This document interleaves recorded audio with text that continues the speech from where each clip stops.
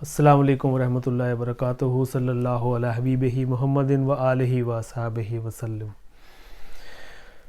سیرت النبی کی اس نئی ایپیسوڈ کے ساتھ آپ کا میزبان حاضر خدمت ہے سید محسن شاہ، اور آج ہم یہ دیکھیں گے کہ جب مسلمان ہجرت حبشہ کر کے پہلی ہجرت حبشہ کر کے واپس آئے، پھر دوسرے ہجرت حبشہ کے لیے گئے، اور پھر قریش ان کے پیچھے بھی گئے جو مکہ کے کفار تھے۔ اس میں سے اس وقت حضرت عمرو بن عاص اور عبداللہ بن ربیہ، یہ دو لوگ وہاں گئے، لیکن وہاں سے ان کو رسوائی کا سامنا کرنا پڑا اور یہ واپس آئے اور مسلمان وہاں پر مقیم رہے۔ اس کے بعد انہوں نے جو پروگرام بنایا وہ یہ بنایا کہ حضرت ابو طالب کے ساتھ کچھ باتیں کی جائیں اور نبی کریم صلی اللہ علیہ وآلہ وسلم کو تبلیغ سے روکا جائے۔ اس تجویز کے بعد سرداران قریش ابو طالب کے پاس حاضر ہوئے اور بولے، ابو طالب آپ ہمارے اندر سن و شرف اور اعزاز کے مالک ہیں، ہم نے آپ سے گزارش کی کہ اپنے بھتیجے کو روکیے، لیکن آپ نے نہیں روکا۔ آپ یاد رکھیں ہم اسے برداشت نہیں کر سکتے کہ ہمارے باؤ اجداد کو گالیاں دی جائیں، ہماری عقل و فہم کو حماقت زدہ قرار دیا جائے اور ہمارے خداؤں کی عیب چینی کی جائے۔ آپ روک دیجئے، ورنہ ہم آپ سے اور ان سے ایسی جنگ چھیڑ دیں گے کہ ایک فریق کا صفایا ہو کر رہے گا۔ آگے بڑھنے سے پہلے میں آپ سے ریکویسٹ کرنا چاہوں گا کہ آپ نے اگر ہمارا یہ چینل سبسکرائب نہیں کیا تو اس کو سبسکرائب کر لیں، اور جو بیل آئیکن ہے اس کو پریس کر دیں تاکہ ہر نئی آنے والی ویڈیو آپ کو مل سکے، اور جو یہ سیرت النبی کی جو یہ سیریز چل رہی ہے اس سے آپ مستفیض ہو سکیں اور ہر نئی آنے والی قسط آپ تک پہنچ سکے۔ حضرت ابو طالب پر اس زوردار دھمکی کا بہت زیادہ اثر ہوا اور انہوں نے رسول اللہ صلی اللہ علیہ وآلہ وسلم کو بلایا۔ بھتیجے، تمہاری قوم کے لوگ میرے پاس آئے تھے اور ایسی ایسی باتیں کہہ گئے ہیں، اب مجھ پر اور خود اپنے آپ پر رحم کرو اور اس معاملے میں مجھ پر اتنا بوجھ نہ ڈالو جو میرے بس سے باہر ہے۔ یہ سن کر رسول اللہ صلی اللہ علیہ وآلہ وسلم نے سمجھا کہ اب آپ کے چچا بھی آپ کا ساتھ چھوڑ دیں گے اور وہ بھی آپ کی مدد سے کمزور پڑ گئے ہیں، اس لیے فرمایا کہ چچا جان، خدا کی قسم اگر یہ لوگ میرے دائیں ہاتھ میں سورج اور بائیں ہاتھ میں چاند رکھ دیں کہ میں اس کام کو اس حد تک پہنچائے بغیر چھوڑ دوں کہ یا تو اللہ اسے غالب کر دے یا میں اسی راہ میں فنا ہو جاؤں، تو نہیں چھوڑ سکتا۔ اس کے بعد آپ کی آنکھیں اشکبار ہو گئیں، آپ رو پڑے اور اٹھ گئے۔ جب واپس ہونے لگے تو ابو طالب نے پکارا اور سامنے تشریف لائے تو کہا کہ بھتیجے جاؤ، جو چاہو کہو، خدا کی قسم میں تمہیں کبھی بھی کسی بھی وجہ سے چھوڑ نہیں سکتا۔ اور پھر آپ نے یہ اشعار کہے وہاں پہ، بخدا وہ لوگ تمہارے پاس اپنی جمعیت سمیت بھی ہرگز نہیں پہنچ سکتے، یہاں تک کہ میں مٹی میں دفن کر دیا جاؤں۔ تم اپنی بات کھلم کھلا کہو، تم پر کوئی قدغن نہیں، تم خوش ہو جاؤ اور تمہاری آنکھیں اس سے ٹھنڈی ہو جائیں۔ قریش ایک بار پھر حضرت ابو طالب کے سامنے آ گئے۔ جو پچھلی دھمکی دی تھی اس کے بعد جب آپ نے حضرت ابو طالب نے نبی کریم صلی اللہ علیہ وآلہ وسلم سے بات کی تو آگے سے جو جواب ملا، وہ جواب جو ان لوگوں تک پہنچا کفار مکہ تک، تو وہ پھر ایک مرتبہ آ گئے۔ جب قریش نے دیکھا کہ رسول اللہ صلی اللہ علیہ وآلہ وسلم اپنا کام کیے جا رہے ہیں تو ان کی سمجھ میں آ گیا کہ ابو طالب رسول اللہ کو چھوڑ نہیں سکتے، بلکہ اس بارے میں قریش سے جدا ہونے اور ان کی دعوت مول لینے کو تیار ہیں۔ چنانچہ وہ لوگ ولید بن مغیرہ کے لڑکے عمارہ کو ہمراہ لے کر ابو طالب کے پاس پہنچے اور ان سے یوں عرض کیا کہ اے ابو طالب، یہ قریش کا سب سے بانکا اور خوبصورت نوجوان ہے، آپ اسے لے لیں، اس کی دیت اور نصرت کے آپ حقدار ہوں گے، آپ اسے اپنا لڑکا بنا لیں، یہ آپ کا ہوگا، اور آپ اپنے اس بھتیجے کو ہمارے حوالے کر دیں جس نے آپ کے آباء و اجداد کے دین کی مخالفت کی ہے، آپ کی قوم کا شرازہ منتشر کر رکھا ہے اور ان کی عقلوں کو حماقت سے دو چار بتلایا ہے، ہم اسے قتل کریں گے، بس یہ ایک آدمی کے بدلے ایک آدمی کا حساب ہے۔ ہوا کیا کہ وہ جناب ولید بن مغیرہ جو تھا اس کے بیٹے کو، وہ بڑا خوبصورت نوجوان لڑکا تھا، اس کو لے کے تو حضرت ابو طالب کے پاس پہنچے اور ان سے آ کے کہنے لگے کہ جی یہ لڑکا آپ رکھ لیں، اس کا جو بھی معاملہ ہوگا یہ آپ کا سپرد، اور اس کی دیت کے طور پہ وہ جو آپ کا بھتیجا یعنی جناب رسول اللہ صلی اللہ علیہ وآلہ وسلم وہ ہمارے حوالے کر دیں، ہم اس کے ساتھ جو مرضی سلوک کریں، آپ کو ایک آدمی کے بدلے ایک آدمی ہم نے دے دیا۔ تو ابو طالب کا جواب سنیں، یہ سن کے آپ کے رونگٹے کھڑے ہو جائیں گے۔ خدا کی قسم کتنا برا سودا ہے جو تم لوگ مجھ سے کر رہے ہو۔ تم اپنا بیٹا مجھے دیتے ہو کہ میں اسے کھلاؤں پلاؤں، پالوں پوسوں، اور میرا بیٹا مجھ سے طلب کرتے ہو کہ اسے قتل کر دو۔ خدا کی قسم یہ نہیں ہو سکتا۔ اس پر نوفل بن عبد مناف کا پوتا مطعم بن عدی بولا، خدا کی قسم اے ابو طالب، تم سے تمہاری قوم نے انصاف کی بات کہی ہے اور جو صورت تمہیں ناگوار ہے اس سے بچنے کی کوشش کی ہے، لیکن میں دیکھتا ہوں کہ تم ان کی کسی بات کو قبول نہیں کرنا چاہتے۔ جواب میں ابو طالب نے کہا کہ بخدا تم لوگوں نے مجھ سے انصاف کی بات نہیں کی ہے، بلکہ تم بھی میرا ساتھ چھوڑ کر میرے مخالف لوگوں کی مدد پر تلے بیٹھے ہو، تو ٹھیک ہے جو چاہو کرو۔ جو سیرت نگار ہیں ان کی یہ جو ساری باتیں انہوں نے یہ لکھی، اس سے یہ نظر آتا ہے کہ یہ جو سارے باتیں حضرت ابو طالب کے ساتھ ہوئیں اور یہ معاملہ ہوا، یہ نبوت کے کوئی پانچویں چھٹے سال کے دوران پیش آیا، دوسری ہجرت حبشہ کے بعد۔ اب انہوں نے کیا کیا؟ جب حضرت ابو طالب نے اس طرح کے ان کو آگے سے جواب دیے تو اب انہوں نے کیا سوچا؟ انہوں نے یہ سوچا کہ معاذ اللہ نبی صلی اللہ علیہ وآلہ وسلم کو قتل کر دیا جائے۔ یہ جو دونوں گفتگو انہوں نے حضرت ابو طالب سے کی، ان کی ناکامی کے بعد قریش کا جذبہ جور و ستم جو وہ کرتے تھے اس میں جو ان کا جذبہ تھا وہ اور بھی بڑھ گیا، اور ایذا رسانیوں کا سلسلہ پہلے سے فزوں تر اور سخت تر ہو گیا۔ انہی دنوں قریش کے سرکشوں کے دماغ میں نبی صلی اللہ علیہ وآلہ وسلم کے خاتمے کی ایک تجویز ابھری، لیکن یہی تجویز اور یہی سختیاں مکہ کے جان بازوں میں سے دو نادرہ روزگار سرفروشوں یعنی حضرت حمزہ بن عبد المطلب رضی اللہ تعالیٰ عنہ اور حضرت عمر بن خطاب رضی اللہ تعالیٰ عنہ کے اسلام لانے اور ان کے ذریعے اسلام کو تقویت پہنچانے کا سبب بن گئیں۔ جور و جفا کے سلسلہ دراز کے ایک دو نمونے یہ ہیں کہ ایک روز ابو لہب کا بیٹا عتیبہ رسول اللہ صلی اللہ علیہ وآلہ وسلم کے پاس آیا اور بولا کہ میں والنجم اذا ہوا اور ثم دنا فتدلی کے ساتھ کفر کرتا ہوں۔ اس کے بعد وہ آپ پر اظہار ثانی کے ساتھ مسلط ہو گیا، آپ کا کرتا پھاڑ دیا اور آپ کے چہرے پر تھوک دیا، اگرچہ تھوک آپ پر نہ پڑا۔ اسی موقع پر نبی نے بدعا کی کہ اے اللہ اس پر اپنے کتوں میں سے کوئی کتا مسلط کر دے۔ نبی صلی اللہ علیہ وآلہ وسلم کی یہ بددعا قبول ہوئی، چنانچہ عتیبہ ایک بار قریش کے کچھ لوگوں کے ہمراہ سفر میں گیا۔ جب انہوں نے ملک شام کے مقام زرقا میں پڑاؤ ڈالا تو رات کے وقت شیر نے ان کا چکر لگایا۔ عتیبہ نے دیکھتے ہی کہا ہائے میری تباہی، یہ خدا کی قسم مجھے کھا جائے گا، جیسا کہ محمد صلی اللہ علیہ وآلہ وسلم نے مجھ پر بددعا کی ہے۔ دیکھو میں شام میں ہوں لیکن اس نے مکہ میں رہتے ہوئے مجھے مار ڈالا۔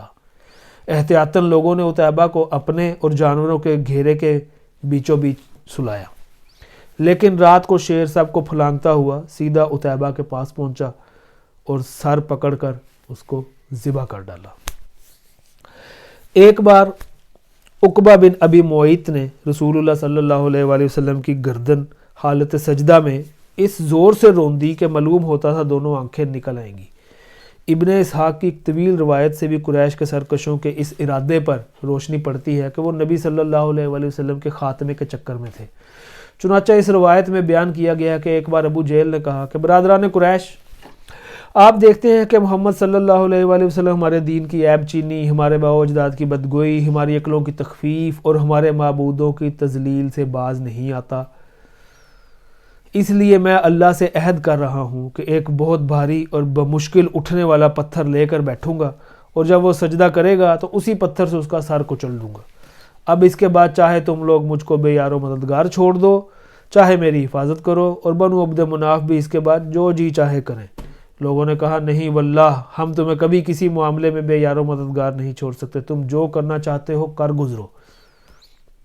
اب جب صبح ہوئی تو ابو جہل ویسا ہی ایک پتھر لے کے رسول اللہ صلی اللہ علیہ وآلہ وسلم کے انتظار میں بیٹھ گیا۔ جب آپ صلی اللہ علیہ وسلم حسب دستور تشریف لائے اور کھڑے ہو کر نماز پڑھنے لگے، قریش بھی اپنی اپنی مجلسوں میں آ چکے تھے اور ابو جہل کی کارروائی دیکھنے کے منتظر تھے۔ جب رسول اللہ صلی اللہ علیہ وآلہ وسلم سجدے میں تشریف لے گئے تو ابو جہل نے پتھر اٹھایا پھر آپ کی جانب بڑھا، لیکن جب قریب پہنچا تو شکست خوردہ حالت میں واپس بھاگا۔ اس کا رنگ فاق تھا اور وہ اس قدر مرعوب تھا کہ اس کے دونوں ہاتھ پتھر پر چپک کر رہ گئے تھے۔ وہ بمشکل ہاتھ سے پتھر پھینک سکا۔ ادھر قریش کے کچھ لوگ اٹھ کر اس کے پاس آئے اور کہنے لگے، اے ابو الحکم، تمہیں کیا ہو گیا ہے؟ اس نے کہا، میں نے رات کو جو بات کہی تھی وہی کرنے جا رہا تھا، لیکن جب اس کے قریب پہنچا تو ایک اونٹ آڑے آ گیا۔ بخدا میں نے کبھی کسی اونٹ کو ویسی کھوپڑی، ویسی گردن اور ویسے دانت دیکھے ہی نہیں، وہ مجھے کھا جانا چاہتا تھا۔ ابن اسحاق کہتے ہیں کہ مجھے بتایا گیا کہ رسول اللہ صلی اللہ علیہ وآلہ وسلم نے فرمایا کہ یہ جبریل علیہ السلام تھے، اگر ابو جہل قریب آتا تو اسے دھر کے پکڑ لیتے۔ اس کے بعد ابو جہل نے رسول اللہ کے خلاف ایک ایسی حرکت کی جو حضرت حمزہ کا اسلام لانے کا سبب بن گئی۔ اس کی تفصیل آگے آئے گی، آپ یہ ہمارا سلسلہ جو ہے اس کو دیکھتے رہیے گا۔ اب جہاں تک قریش کے دوسرے بدماشوں کا تعلق ہے تو ان کے دلوں میں بھی نبی صلی اللہ علیہ وآلہ وسلم کے خاتمے کا خیال برابر پک رہا تھا۔ چنانچہ حضرت عبداللہ بن عمرو بن عاص سے ابن اسحاق نے ان کا یہ بیان نقل کیا کہ ایک بار مشرکین حتیم میں جمع تھے۔ یہ حتیم وہ ایریا ہے جو خانہ کعبہ کا جو کنسٹرکشن کی گئی تھی اور وہ جو رہ گیا تھا، جو ایک ہاف دائرے کی شکل میں خانہ کعبہ کے ساتھ جو جگہ نظر آتی ہے اس کو حتیم کہتے ہیں۔ وہاں پہ موجود تھے مشرکین، تو حضرت عبداللہ بن عمرو بن عاص رضی اللہ تعالیٰ عنہ آپ فرماتے ہیں کہ میں وہاں موجود تھا، میں بھی وہاں موجود تھا۔ تو مشرکین نے رسول اللہ کا ذکر چھیڑا اور کہنے لگے کہ اس شخص کے معاملے میں ہم نے جیسا صبر کیا ہے اس کی مثال نہیں، در حقیقت ہم نے اس کے معاملے میں بہت ہی بڑی بات پر صبر کیا ہے۔ یہ گفتگو چل ہی رہی تھی کہ رسول اللہ نمودار ہو گئے۔ آپ نے تشریف لا کر پہلے حجر اسود کو چوما، پھر طواف کرتے ہوئے مشرکین کے پاس سے گزرے۔ انہوں نے کچھ کہہ کر تانا زنی کی جس کا اثر میں نے آپ کے چہرے پر دیکھا۔ اس کے بعد جب دوبارہ آپ کا گزر ہوا تو مشرکین نے پھر اسی طرح کی لعن طعن کی، میں نے اس کا بھی اثر آپ کے چہرے پر دیکھا۔ اس کے بعد آپ تیسری بار گزرے تو مشرکین نے پھر آپ پر لعن طعن کی۔ اب کی بار آپ ٹھہر گئے اور فرمایا، قریش کے لوگوں سن رہے ہو؟ اس ذات کی قسم جس کے ہاتھ میں میری جان ہے، میں تمہارے پاس تمہارے قتل و ذبح کا حکم لے کر آیا ہوں۔ آپ صلی اللہ علیہ وآلہ وسلم کے اس ارشاد نے لوگوں کو چکر میں ڈال دیا۔ ان پر ایسا سکتہ طاری ہوا کہ گویا ہر آدمی کے سر پر چڑیا ہے، یہاں تک کہ جو آپ پر سب سے زیادہ سخت تھا وہ بھی بہتر سے بہتر لفظ جو پا سکتا تھا اس کے ذریعے آپ سے طلبگار رحمت ہوتے ہوئے کہنے لگا کہ ابو القاسم واپس جائیے، خدا کی قسم آپ کبھی بھی نادان نہ تھے۔ یعنی اب وہ ڈر گئے کہ نبی کریم صلی اللہ علیہ وآلہ وسلم نے جب یہ کہا کہ میں تمہارے پاس تمہارے قتل و ذبح کا حکم لے کر آیا ہوں تو وہ ان پہ سکتہ طاری ہو گیا کہ یہ کیا کہہ رہے ہیں۔ تو انہوں نے پھر یہ کہا، اس میں سے ایک آدمی نے ہمت کی اور بولا کہ ابو القاسم، یہ نبی کریم صلی اللہ علیہ وآلہ وسلم کی کنیت ہے کہ ابو القاسم واپس جائیے، خدا کی قسم آپ کبھی بھی نادان نہ تھے، آپ ایسی حرکت نہیں کر سکتے، آپ سے ہم یہ سوچ بھی نہیں سکتے کہ آپ اس طرح کی بات کریں گے، اس طرح کی حرکت کریں گے۔ تو دوسرے دن قریش پھر اسی طرح جمع ہو کر آپ کا ذکر کر رہے تھے کہ آپ پھر نمودار ہوئے۔ دیکھتے ہی دیکھتے سب یکجان ہو کر ایک آدمی کی طرح آپ پر پل پڑے اور آپ کو گھیر لیا۔ پھر میں نے ایک آدمی کو دیکھا۔ اب یہ جو میں نے اور یہ سارا واقعہ بیان ہو رہا ہے یہ حضرت عبداللہ بن عمرو بن عاص وہ بیان کر رہے ہیں کہ پھر میں نے ایک آدمی کو دیکھا کہ اس نے گلے کے پاس سے آپ کی چادر پکڑ لی اور بل دینے لگا۔ ابو بکر آپ کے بچاؤ میں لگ گئے۔ وہ روتے جاتے تھے اور کہتے جاتے تھے، کیا تم لوگ ایک آدمی کو اس لیے قتل کر رہے ہو کہ وہ کہتا ہے کہ میرا رب اللہ ہے؟ اس کے بعد وہ لوگ آپ کو چھوڑ کر پلٹ گئے۔ عبداللہ بن عمرو بن عاص رضی اللہ تعالیٰ عنہ کہتے ہیں کہ یہ سب سے سخت ترین ایذا رسانی تھی جو میں نے قریش کو کبھی کرتے ہوئے دیکھی۔ صحیح بخاری میں حضرت عروہ بن زبیر رضی اللہ تعالیٰ عنہ سے ان کا بیان مروی ہے کہ میں نے عبداللہ بن عمرو بن عاص سے سوال کیا کہ مشرکین نے نبی کے ساتھ جو سب سے سخت ترین بدسلوکی کی تھی آپ مجھے اس کی تفصیل بتائیے۔ انہوں نے کہا کہ نبی صلی اللہ علیہ وآلہ وسلم خانہ کعبہ کے پاس حتیم میں نماز پڑھ رہے تھے کہ عقبہ بن ابی معیط آ گیا۔ اس نے آتے ہی اپنا کپڑا آپ کی گردن میں ڈال کر نہایت سختی کے ساتھ آپ کا گلا گھونٹا۔ اتنے میں حضرت ابو بکر آ پہنچے۔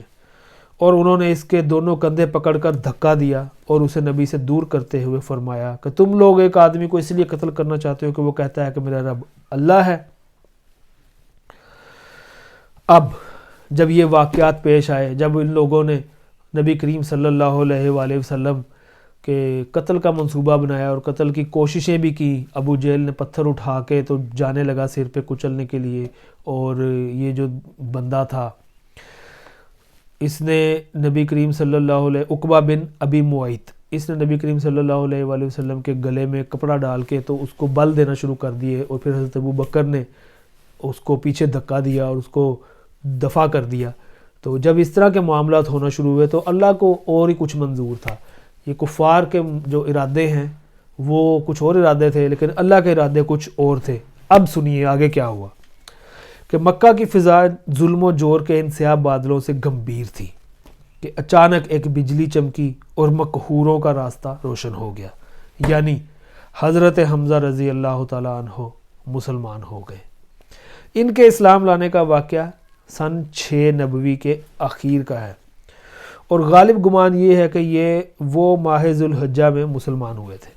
ان کے اسلام لانے کا جو سبب ہے وہ یہ ہے کہ ایک روز ابو جہل کوہ صفا کے نزدیک رسول اللہ صلی اللہ علیہ وآلہ وسلم کے پاس سے گزرا تو آپ کو ایذا پہنچائی اور سخت سست کہا، یعنی برا بھلا کہا، تو رسول اللہ صلی اللہ علیہ وآلہ وسلم آپ خاموش رہے اور کچھ بھی نہ کہا، لیکن اس کے بعد اس نے آپ کے سر پر ایک پتھر دے مارا جس سے ایسی چوٹ آئی کہ خون نکل آیا۔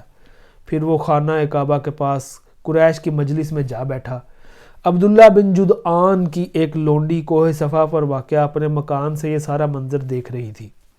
حضرت حمزہ رضی اللہ تعالیٰ عنہ کمان حائل کیے شکار سے واپس تشریف لائے تو اس نے ان سے ابو جہل کی ساری حرکت کہہ سنائی۔ وہ جو لونڈی عبداللہ بن جدعان کی دیکھ رہی تھی، تو جب حضرت حمزہ شکار سے واپس آئے تو اس نے یہ جو ساری داستان ہوئی، جو معاملہ ہوا، جو اس نے پتھر مارا ابو جہل نے اور نبی کریم صلی اللہ علیہ وآلہ وسلم کا خون مبارک آپ کے چہرے سے یا سر مبارک سے نکلا، وہ اس لونڈی نے حضرت حمزہ رضی اللہ تعالیٰ عنہ سے یہ سارا معاملہ بیان کیا۔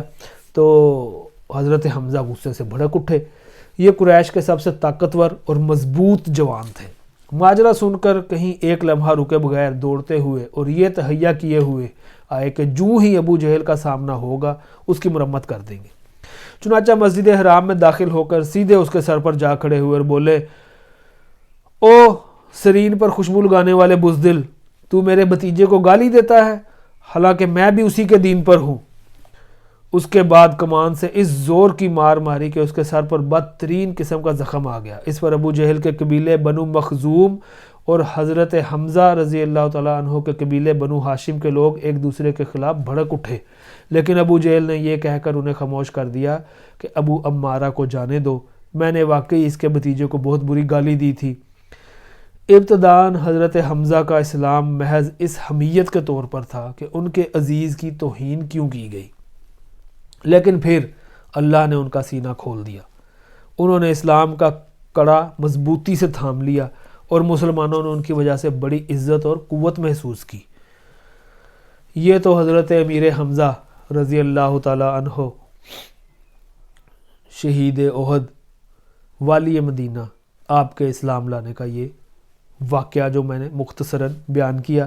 اب آگے کم و بیش 1 لاکھ سوا لاکھ صحابہ کرام جو ہیں وہ تمام کے تمام مرید رسول ہیں، اور اب جس شخص کا میں ذکر کرنے جا رہا ہوں وہ کوئی معمولی شخصیت نہیں، وہ مراد رسول ہے، جناب حضرت عمر بن خطاب رضی اللہ تعالی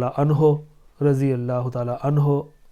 اللہ پاک آپ سے آپ کی قبر پر کروڑ رحمتوں کا نزول فرمائے اور ہمیں بھی آپ کے اسوہ حسنہ پر چلنے کی توفیق عطا فرمائے۔ اب حضرت عمر کا اسلام لانے کا واقعہ۔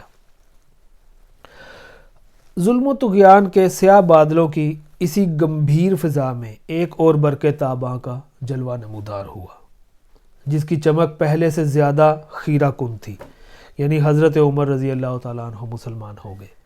ان کے اسلام لانے کا واقعہ بھی 6 نبوی کا ہے۔ وہ حضرت حمزہ کے صرف 3 دن بعد مسلمان ہوئے تھے، اور نبی صلی اللہ علیہ وآلہ وسلم نے ان کے اسلام لانے کے لیے دعا کی تھی۔ چنانچہ امام ترمذی نے ابن عمرو سے روایت کی ہے اور اسے صحیح بھی قرار دیا ہے۔ اسی طرح طبرانی نے حضرت ابن مسعود اور حضرت انس سے روایت کی ہے کہ نبی صلی اللہ علیہ وآلہ وسلم نے فرمایا کہ اے اللہ، عمر بن خطاب اور عمرو بن حشام یہ ابو جہل کا نام تھا میں سے جو شخص تیرے نزدیک زیادہ محبوب ہے، اس کے ذریعے سے اسلام کو قوت پہنچا۔ اللہ نے یہ دعا قبول فرمائی اور حضرت عمر بن خطاب رضی اللہ تعالیٰ عنہ مسلمان ہو گئے۔ اللہ کے نزدیک ان دونوں میں زیادہ محبوب حضرت عمر تھے۔ حضرت عمر کے اسلام لانے سے متعلق جملہ روایات پر مجموعی نظر ڈالنے سے واضح ہوتا ہے کہ ان کے دل میں اسلام رفتہ رفتہ جاگزیں ہوا۔ مناسب معلوم ہوتا ہے کہ ان روایات کا خلاصہ پیش کرنے سے پہلے حضرت عمر کے مزاج اور جذبات اور احساسات کی طرف بھی مختصراً اشارہ کر دیا جائے۔ حضرت عمر رضی اللہ تعالیٰ عنہ اپنی تند مزاجی اور سخت خوئی کے لیے بہت مشہور تھے۔ مسلمانوں نے طویل عرصے تک ان کے ہاتھوں طرح طرح کی سختیاں جھیلی تھیں۔ ایسا معلوم ہوتا ہے کہ ان میں متضاد قسم کے جذبات باہم دست و گریباں تھے۔ چنانچہ ایک طرف تو وہ آباء و اجداد کی ایجاد کردہ رسموں کا بڑا احترام کرتے تھے اور بلا نوشی اور لہو و لعب کے دل دادا تھے، لیکن دوسری طرف وہ ایمان و عقیدے کی راہ میں مسلمانوں کی پختگی اور مصائب کے سلسلے میں ان کی قوت برداشت کی خوشگوار حیرت اور پسندیدگی کی نگاہ سے دیکھتے تھے۔ پھر ان کے اندر کسی بھی عقل مند آدمی کی طرح شکوک و شبہات کا ایک سلسلہ تھا جو رہ رہ کر ابھرا کرتا تھا کہ اسلام جس بات کی دعوت دے رہا ہے غالباً وہی زیادہ برتر اور پاکیزہ ہے۔ اسی لیے ان کی کیفیت دم میں ماشا دم میں تولا اس طرح کی رہتی تھی، ابھی بھڑکے ابھی ڈھیلے پڑ گئے۔ تو یہ جب بھی کفار کی جو میٹنگ ہوتی تھی مکہ کے لوگوں کی، اس میں حضرت عمر جب شرکت کرتے تھے تو اس میں آپ جو فیصلہ کرتے، کبھی آپ سوچتے کہ وہ ٹھیک ہیں، کبھی آپ سوچتے کہ وہ ٹھیک ہے۔ تو حضرت عمر رضی اللہ تعالیٰ عنہ کے اسلام لانے کے متعلق تمام روایات کا خلاصہ یہ ہے کہ ایک دفعہ انہیں گھر سے باہر رات گزارنی پڑی۔ وہ حرم تشریف لائے اور خانہ کعبہ کے پردے میں گھس گئے۔ اس وقت نبی صلی اللہ علیہ وآلہ وسلم نماز پڑھ رہے تھے اور سورہ الحاقہ کی تلاوت فرما رہے تھے۔ حضرت عمر قرآن سننے لگے اور اس کی تالیف پر حیرت زدہ رہ گئے۔ ان کا بیان ہے کہ میں نے اپنے جی میں کہا، خدا کی قسم یہ تو شاعر ہے جیسا کہ قریش کہتے ہیں۔ لیکن اتنے میں آپ نے یہ آیت تلاوت فرمائی۔ نبی کریم صلی اللہ علیہ وآلہ وسلم نے جب یہ آیت تلاوت فرمائی، ابھی حضرت عمر کعبے کے پردے کے پیچھے چھپ کے تو سن رہے ہیں اور ان کے ذہن میں ایک خیال آیا کہ یہ تو شاعر ہے، یہ شاعری کر رہے ہیں۔ تو ساتھ ہی نبی کریم صلی اللہ علیہ وآلہ وسلم نے یہ آیات تلاوت فرمائی کہ یہ ایک بزرگ رسول کا قول ہے، یہ کسی شاعر کا قول نہیں ہے، تم لوگ کم ہی ایمان لاتے ہو۔ حضرت عمر کہتے ہیں کہ میں نے اپنے جی میں کہا، اوہو یہ تو کاہن ہے، لیکن اتنے میں آپ نے پھر یہ تلاوت آیت فرمائی۔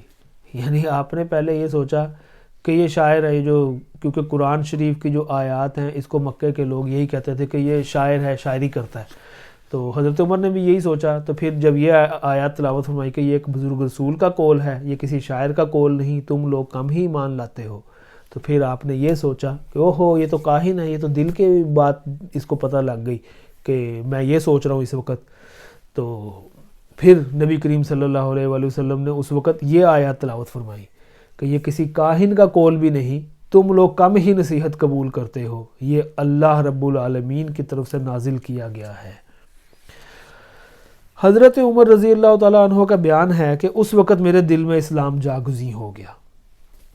یہ پہلا موقع تھا کہ حضرت عمر کے دل میں اسلام کا بیج پڑا، لیکن ابھی ان کے اندر جاہلی جذبات، تقلیدی عصبیت اور آباء و اجداد کے دین کی عظمت کے احساس کا چھلکا اتنا مضبوط تھا کہ نہاں خانہ دل کے اندر مچلنے والی حقیقت کے مغز پر غالب رہا۔ اس لیے وہ اس چھلکے کی تہہ میں چھپے ہوئے شعور کی پرواہ کیے بغیر اپنے اسلام دشمن عمل میں سرگرداں رہے۔ ان کی طبیعت کی سختی اور رسول اللہ صلی اللہ علیہ وآلہ وسلم سے فرط عداوت کا یہ حال تھا کہ ایک روز خود جناب محمد رسول اللہ صلی اللہ علیہ وآلہ وسلم کا کام تمام کرنے کی نیت سے تلوار لے کر نکل پڑے، لیکن ابھی راستے ہی میں تھے کہ نعیم بن عبداللہ جو صحابی تھے ان سے یا بنی زہرہ یا بنی مخزوم کے کسی آدمی سے ملاقات ہو گئی۔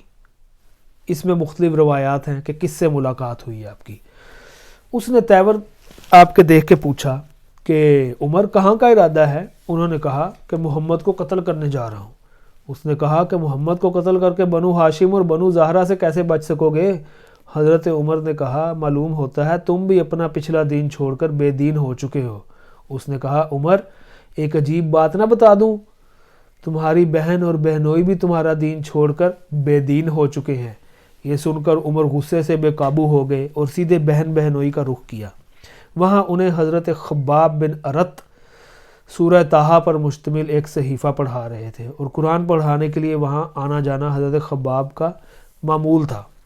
جب حضرت خباب نے حضرت عمر کی آہٹ سنی تو گھر کے اندر چھپ گئے۔ ادھر حضرت عمر کی بہن فاطمہ نے صحیفہ چھپا دیا، لیکن حضرت عمر گھر کے قریب پہنچ کر حضرت خباب کی قرات سن چکے تھے۔ چنانچہ پوچھا کہ یہ کیسی دھیمی دھیمی سی آواز تھی جو تم لوگوں کے پاس میں نے سنی تھی؟ انہوں نے کہا کچھ بھی نہیں، بس ہم آپس میں باتیں کر رہے تھے۔ حضرت عمر رضی اللہ تعالیٰ عنہ نے کہا غالباً تم دونوں بے دین ہو چکے ہو۔ بہنوئی نے کہا اچھا عمر یہ بتاؤ کہ اگر حق تمہارے دین کی بجائے کسی اور دین میں ہو تو؟ حضرت عمر کا اتنا سننا تھا کہ اپنے بہنوئی پر چڑھ دوڑے اور انہیں بری طرح کچل دیا۔ ان کی بہن نے لپک کر انہیں اپنے شوہر سے الگ کیا تو بہن کو ایسا چانٹا مارا کہ چہرہ خون آلود ہو گیا۔ ابن اسحاق کی روایت ہے کہ ان کے سر میں چوٹ آ گئی۔ بہن نے جوش غضب میں کہا کہ عمر اگر تیرے دین کی بجائے دوسرا ہی دین برحق ہو تو میں شہادت دیتی ہوں کہ اللہ کے سوا کوئی لائق عبادت نہیں، اور میں شہادت دیتی ہوں کہ محمد اللہ کے رسول ہیں۔ اشہد ان لا الہ الا اللہ و اشہد ان محمد رسول اللہ۔ یہ سن کر حضرت عمر رضی اللہ تعالیٰ عنہ پر مایوسی کے بادل چھا گئے اور انہیں اپنی بہن کے چہرے پر خون دیکھ کر شرم و ندامت بھی محسوس ہوئی۔ کہنے لگے اچھا یہ کتاب جو تمہارے پاس ہے ذرا مجھے بھی پڑھنے کو دو۔ بہن نے کہا تم ناپاک ہو، اس کتاب کو صرف پاک لوگ ہی چھو سکتے ہیں، اٹھو غسل کرو۔ حضرت عمر نے اٹھ کر غسل کیا، پھر کتاب لی اور بسم اللہ الرحمن الرحیم پڑھی۔ کہنے لگے یہ تو بڑے پاکیزہ نام ہیں۔ اس کے بعد طٰہٰ سے سورہ طٰہٰ سے یہ آیت تلاوت کی۔ کہنے لگے کہ اننی انا اللہ لا الہ الا انا فاعبدنی واقم الصلاۃ لذکری۔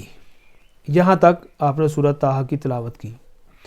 کہنے لگے یہ تو بڑا عمدہ اور بڑا محترم کلام ہے، مجھے محمد کا پتہ بتاؤ۔ حضرت خباب حضرت عمر کے یہ فکرے سن کر اندر سے باہر آ گئے۔ کہنے لگے عمر خوش ہو جاؤ، مجھے امید ہے کہ رسول اللہ صلی اللہ علیہ وآلہ وسلم نے جمعرات کی رات تمہارے متعلق جو دعا کی تھی کہ اے اللہ عمر بن خطاب یا ابو جہل بن حشام کے ذریعے اسلام کو قوت پہنچا، یہ وہی ہے، اور اس وقت رسول اللہ کوہ صفا کے پاس والے مکان میں تشریف فرما ہیں۔ یہ سن کر حضرت عمر نے اپنی تلوار حمائل کی اور اس گھر کے پاس آ کر دروازے پر دستک دی۔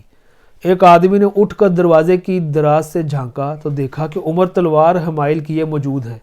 لپک کر رسول اللہ صلی اللہ علیہ وآلہ وسلم کو اطلاع دی اور سارے لوگ سمٹ کر یکجا ہو گئے۔ حضرت حمزہ نے پوچھا کیا بات ہے؟ لوگوں نے کہا عمر ہیں۔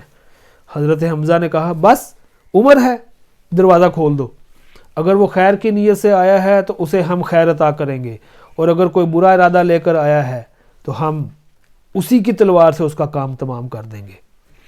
ادھر رسول اللہ صلی اللہ علیہ وآلہ وسلم اندر تشریف فرما تھے، آپ پر وحی نازل ہو رہی تھی۔ آپ نے ان کے کپڑے اور تلوار کا پرتلا سمیٹ کر پکڑا اور سختی سے جھٹکتے ہوئے فرمایا کہ عمر کیا تم اس وقت تک باز نہیں آؤ گے جب تک کہ اللہ تعالیٰ تم پر بھی ویسی ہی ذلت اور رسوائی اور عبرتناک سزا نازل نہ فرما دے جیسی ولید بن مغیرہ پر نازل ہو چکی ہے؟ یا اللہ یہ عمر بن خطاب ہے، یا اللہ اسلام کو عمر بن خطاب کے ذریعے قوت و عزت عطا فرما۔ آپ کے اس ارشاد کے بعد حضرت عمر رضی اللہ تعالیٰ عنہ نے ہلکا بگوش اسلام ہوتے ہوئے کہا اشہد ان لا الہ الا اللہ و انک رسول اللہ۔ میں گواہی دیتا ہوں کہ یقیناً اللہ کے سوا کوئی لائق عبادت نہیں، اور یقیناً آپ اللہ کے رسول ہیں۔ یہ سن کر گھر کے اندر موجود صحابہ نے اس زور سے تکبیر کہی کہ مسجد حرام والوں کو سنائی پڑی۔ معلوم ہے کہ حضرت عمر کی زور آوری کا حال یہ تھا کہ کوئی ان سے مقابلے کی جرت نہ کرتا تھا، اس لیے ان کے مسلمان ہو جانے سے مشرکین میں کوہرام مچ گیا اور انہیں بڑی ذلت و رسوائی محسوس ہوئی۔ دوسری طرف ان کے اسلام لانے سے مسلمانوں کو بڑی عزت و قوت، شرف و اعزاز اور مسرت و شادمانی حاصل ہوئی۔ چنانچہ ابن اسحاق نے اپنی سند سے حضرت عمر رضی اللہ تعالیٰ عنہ کا بیان روایت کیا ہے کہ جب میں مسلمان ہوا تو میں نے سوچا کہ مکے کا کون شخص رسول اللہ کا سب سے بڑا اور سخت ترین دشمن ہے؟ پھر میں نے جی میں کہا کہ یہ ابو جہل ہے۔ اس کے بعد میں نے اس کے گھر جا کر اس کا دروازہ کھٹکھٹایا۔ وہ باہر آیا اور دیکھ کر بولا، اہلاً و سہلاً، خوش آمدید، خوش آمدید، کیسے آنا ہوا؟ میں نے کہا تمہیں یہ بتانے آیا ہوں کہ میں اللہ اور اس کے رسول محمد پر ایمان لا چکا ہوں اور جو کچھ وہ لے کر آئے ہیں میں اس کی تصدیق کر چکا ہوں۔ حضرت عمر کا بیان ہے کہ یہ سنتے ہی اس نے میرے رخ پر دروازہ بند کر دیا اور بولا، اللہ تیرا برا کرے اور جو کچھ تو لے کر آیا ہے اس کا بھی برا کرے۔ اس کے بعد مشرکین نے اس ارادے سے حضرت عمر کے گھر پر حلہ بول دیا کہ انہیں جان سے مار ڈالیں۔ چنانچہ صحیح بخاری میں حضرت ابن عمر رضی اللہ تعالیٰ عنہ سے مروی ہے کہ حضرت عمر خوف کی حالت میں گھر کے اندر تھے کہ اس دوران ابو عمرو عاص بن وائل سہمی آ گیا۔ وہ دھاری دار یمنی چادر کا جوڑا اور ریشمی گوٹے سے راستہ کرتا زیب تن کیے ہوئے تھا۔ اس کا تعلق قبیلہ سہم سے تھا اور یہ قبیلہ جاہلیت میں ہمارا حلیف تھا۔ اس نے پوچھا، کیا بات ہے؟ حضرت عمر نے کہا، میں مسلمان ہو گیا ہوں، اس لیے آپ کی قوم مجھے قتل کرنا چاہتی ہے۔ آس نے کہا، یہ ممکن نہیں۔ آس کی یہ بات سن کر مجھے اطمینان ہو گیا۔ اس کے بعد آس وہاں سے نکلا اور لوگوں سے ملا۔ اس وقت حالت یہ تھی کہ لوگوں کی بھیڑ سے وادی کھچا کھچ بھری ہوئی تھی۔